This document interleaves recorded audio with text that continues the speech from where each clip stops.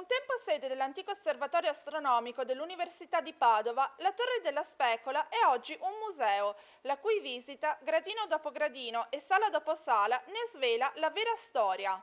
Edificata come torre di difesa nel IX secolo d.C., divenne una prigione e luogo di tortura, prima di passare nelle mani dei Carraresi e successivamente trovare un nuovo utilizzo nel 1700, quando appunto l'antico torrione, conosciuto come Tor Longa, fu scelto dall'abate Giuseppe Toaldo per essere trasformato in osservatorio.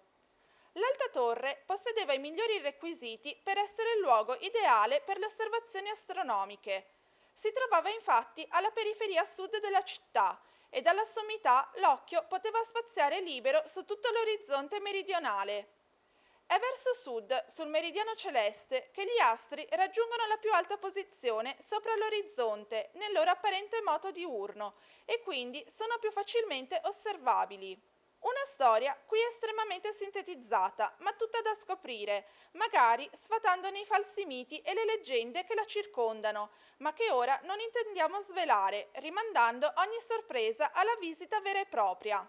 In questa parte dell'osservatorio astronomico, appunto la nostra parte museale, possiamo vedere proprio gli strumenti usati dagli astronomi nel Settecento e nell'Ottocento e li si vedono nelle stanze dove venivano utilizzati, quindi si vede proprio com'era un osservatorio astronomico nel Settecento e agli inizi dell'Ottocento.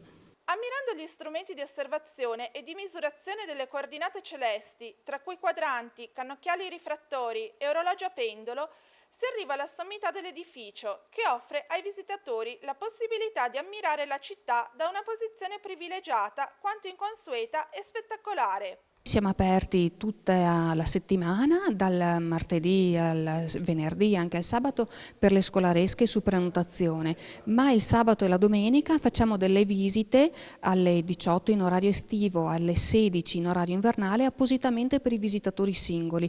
Non serve prenotare e l'appuntamento con le guide è all'oratorio di San Michele, 5 minuti prima della visita.